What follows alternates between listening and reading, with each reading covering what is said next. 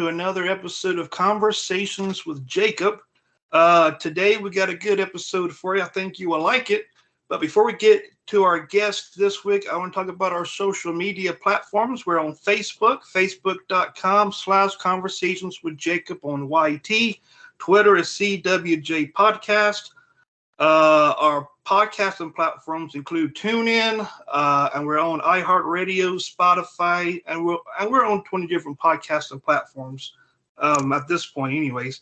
Which are mailed back. You get a question, a guest suggestion, or just want to say hi, you can email conversationswithjacob@gmail.com, and our website is conversationswithjacobpodcast.weebly.com. You can find out upcoming schedules, past guests, and also a new thing we got called Post from the Host.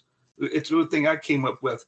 Next week, August 7th, we're talking paranormal with Brandon Schexnader. I butchered that up now, and I kind of butchered that name up in the interview, so don't mind that. August 14th, it's Magic and Mind Reading with Gatlinburg's own Mr. Eric Dobell.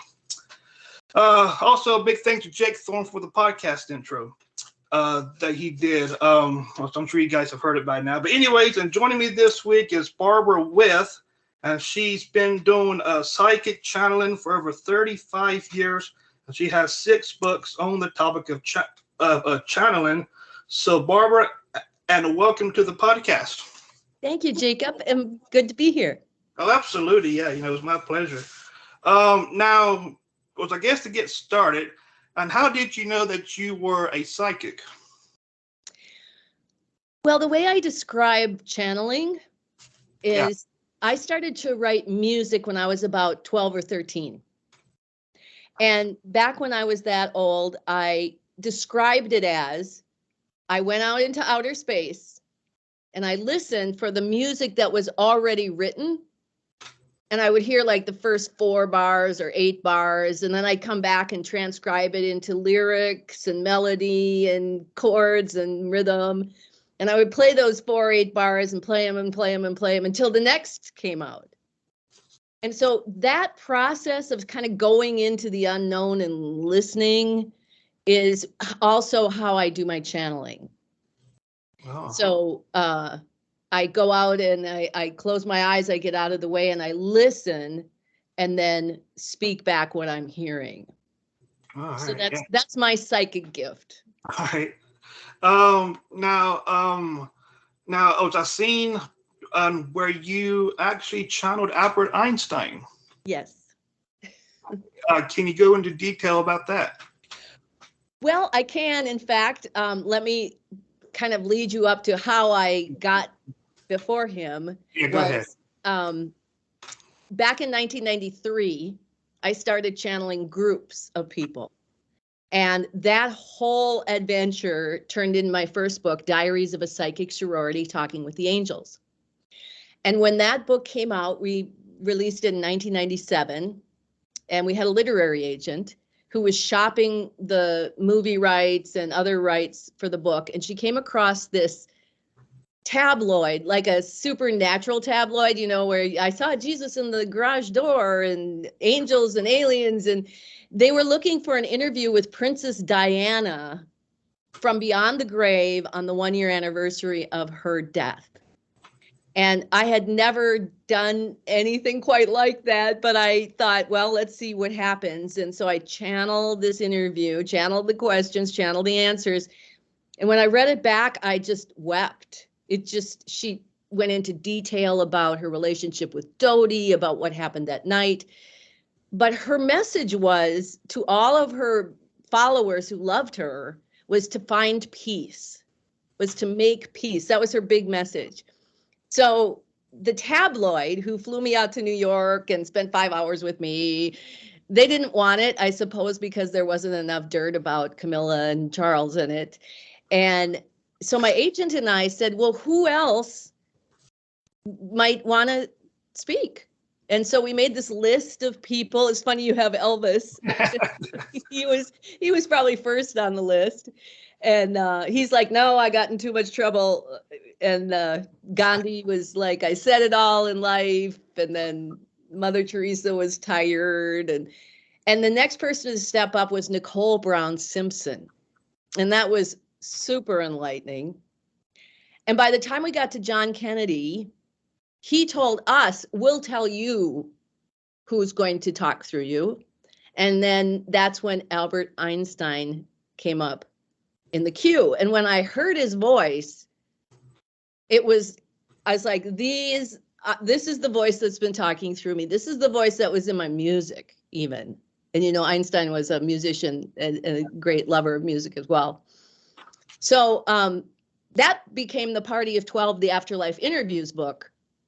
And then I went right to do a tribute to Einstein himself. And so I channeled several sessions with people, and then I edited it with sort of like his voice telling me what to do. And this was the beginning of his unified field theory coming through from afterlife, something he couldn't do in real life. And so all of this, how matter is manifest, maps of human consciousness, this revolutionary new way to relate to ourselves and our energy and how to bring peace to our energy. So that's kind of how I got started with him. And ever since then, it's just been a wild ride. All right. Now, and when you go to channel someone, and what do you hear or what do you feel? Honestly, I feel like I'm just making the whole thing up, and I'm really, really good at sitting in a chair and speaking really profound and articulate messages without thinking about it. It just feels like it's me, but what's coming out of my mouth is so profound and oftentimes prophetic and stuff I would never, ever think about doing. But I do sense the way I describe it, it's like if I'm looking over there, I don't like see the dead person right over there. It's more like I see a hologram of them in my mind. I don't know if that makes sense, but that's kind of the impression I have. Now, when you channeled Albert Einstein, and what did he have to say? Well, again, one of his first and most important messages is about peace, making peace. He delivered us, well, you know, before I knew it was him, he was still there. So he was delivering us what they called, back in my first groups with Diaries of a Psychic Sorority, they said they were going to deliver us step-by-step instructions for world peace, one person at a time, starting with each individual. So that's been Einstein's message, is to get this revolutionary new way to resolve conflicts out into the world, testing it on us. So, and then we created the training for conflict. We call it conflict revolution, because not only is it revolutionary, but it gets your focus off the arena in which the conflict's taking place and pulls it back to what power we have. That was one of his, it is his biggest message. The second one is actually the unified field theory. Because if you know anything about science, you know that scientists have been looking for a theory that applies both to the big macrocosm and the tiny microcosm. And so far, nobody's quite gotten there yet, but I think we're onto it. All right. And what is your opinion? What is your opinion on the afterlife? Do you think there's an afterlife? Yes, and in fact, his unified field theories and his maps that he's delivered show what that actually is. And what he says is, you know, we're here, sitting here, we have our bodies, right, in the physical world, but this is only a part of the whole operating system of how we get to be humans and have this human experience. So this is really only about 10% of it, and the rest of it is non-physical energy. And that non-physical energy, he calls it the operating system, is what allows us to have this body, which, according to Einstein, is projecting and perceiving all that information that makes up the universe. So we're really a part of the creation of the universe. So those are really his messages. And I think what he wanted to do was give scientific theory as to why afterlife is real. Oh, absolutely. Now, for somebody that's listening or maybe watching, uh, do you get a lot of doubters sometimes saying, well, I don't think that's real, or, do you get people that kind of doubts what you do? Oh, yeah, I'm sure. I have a very good friend who one day she said, I don't believe anything you do, but my mother just passed and I talked to her. She's in the plant. It's like, okay, so you don't believe what I do, but you believe what you do. But I think there's a lot of people who are really curious and like want to know. And what I always say is that, you know, people say, how do you know it's Einstein? Or how do you know they're angels? It's like, I can't prove it to you. But when you hear the information is so compassionate and so brilliant. And it's all about how we can love ourselves more, practical ways that we can change our own lives to be peaceful and more productive, whatever. One of my partners used to say, I don't care if it's the Easter Bunny. This information is changing my life for the better. So, and I'm not out to prove this is definitely Einstein. If you don't, just think I'm making it all up. It just makes me really brilliant, I guess. There you go. Now, do you think that some psychics out there kind of, I don't know, kind of wing it or kind of fake it for, I guess the money, I guess? Yeah, some do. Yeah. And, there's a like psychic hotlines, and I will admit to when I was going through the very worst of my life, where I really didn't want to be here much anymore, I would call the psychic hotlines, knowing that they were just making stuff up, because it gave me hope in a time where I didn't really have a lot of hope. But looking back on it, it's like they just all told me what I wanted to hear. Pretty much. Now, and what do you think, and how do you think that we can probably solve the world peace? Well, I believe that it starts with every single individual. And I think that the idea that what we put out has such a great effect on what manifests around us. So if we're really internally conflicted, if we're blaming people all the time, if in our lives we have this habit of looking outside ourselves and causing drama and causing trouble, I think that contributes on a bigger global level to conflicts that we can't control. I also think that, and I know for me, that when I started to resolve that peace inside me, my life changed. I stopped manifesting, vampires, energy vampires. I started manifesting more money. I started having jobs that I really liked rather than, and in the long run, it led me here where I am today, where now I'm living the life. So. Now, and has there been any scientists that have came to you and kind of gave you like their opinion? Early on, he was a science teacher. He was a physics teacher. But I had this experience. I had just published my third book, Imagining Einstein, Essays on M Theory, World Peace, and the Science of Compassion. And I had these book promoters. Were going to do everything. They lined up my book signings. They were going to fulfill everything. And the day before I left for my book signings, they went out of business.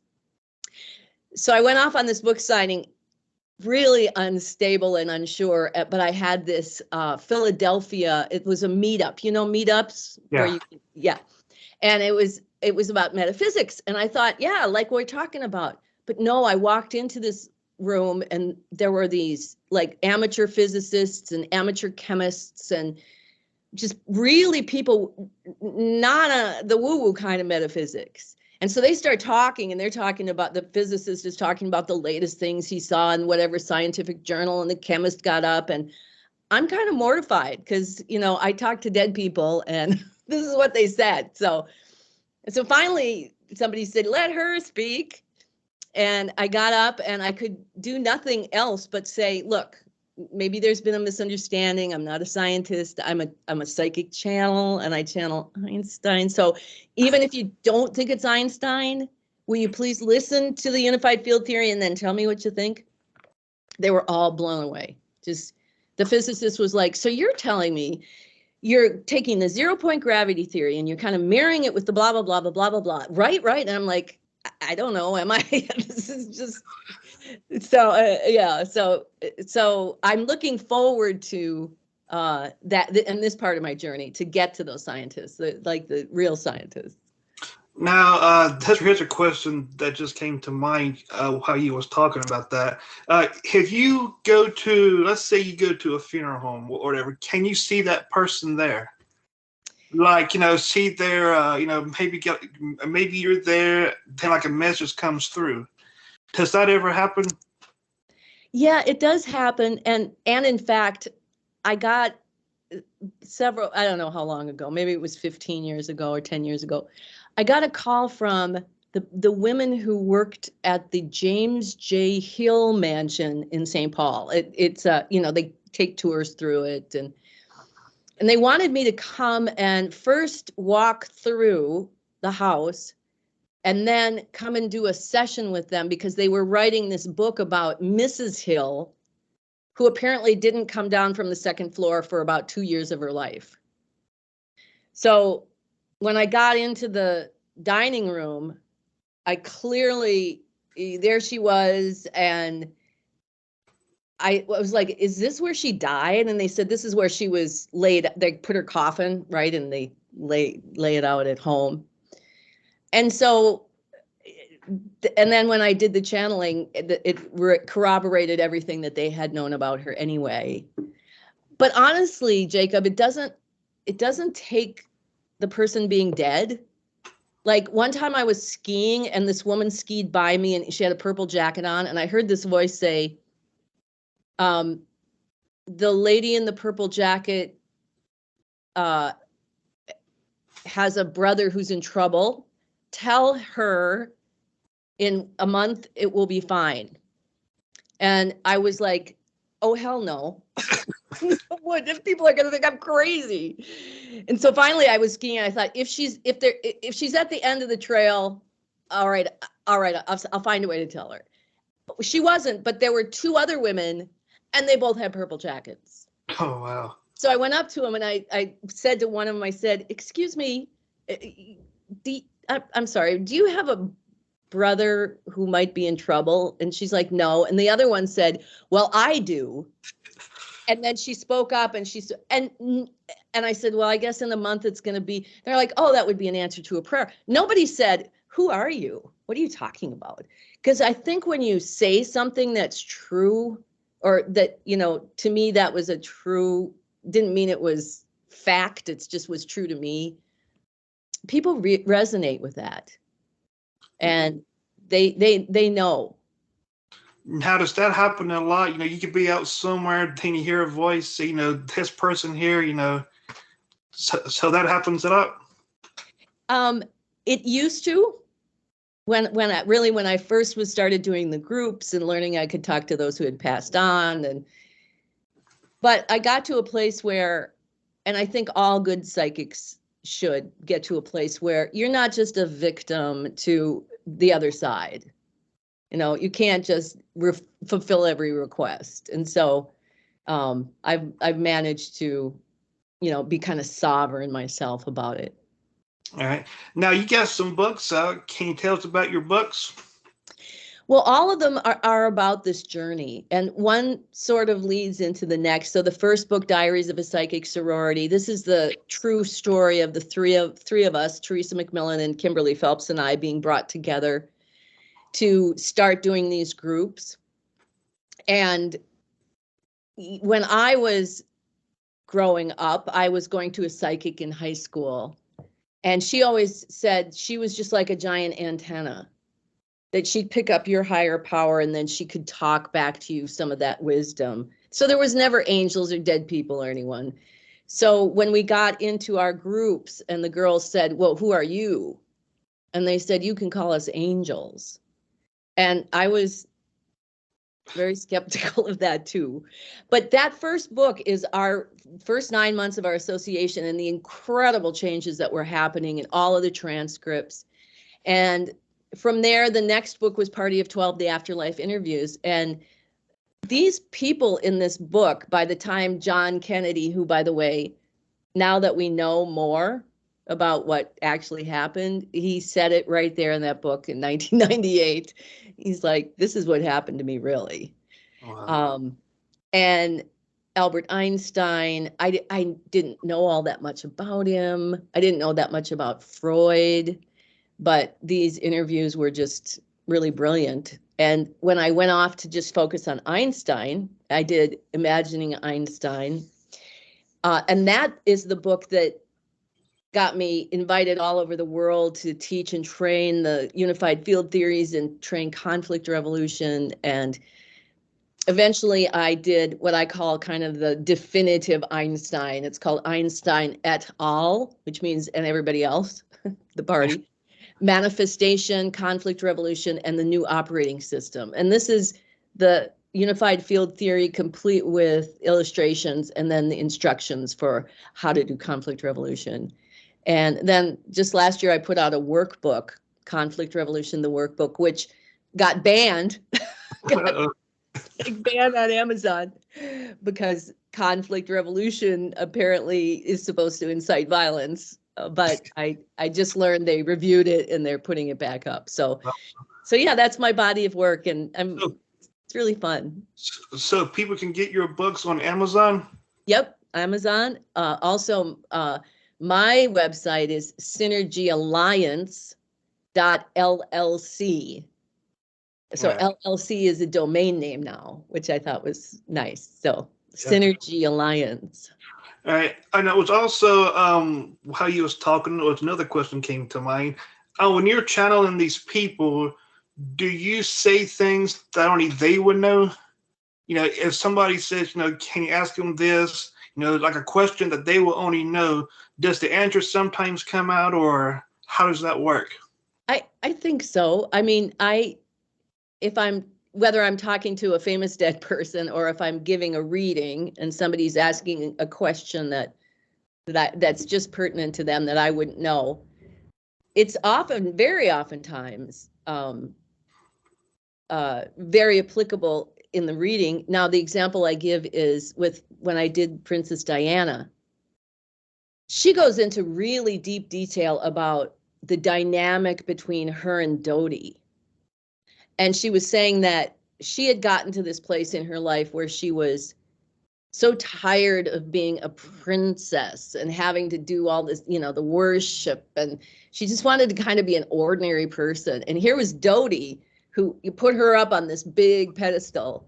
And so she was saying when they went out to dinner that night, the night that they died,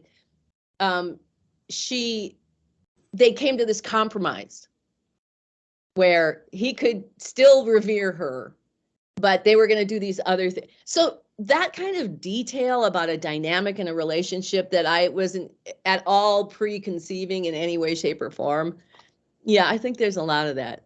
Oh, absolutely. Well, I think we come to the end of the podcast. I already asked all the questions that I had written down. So, Barbara, I want to thank you for coming on the podcast to talk about all this interesting stuff even I didn't know about.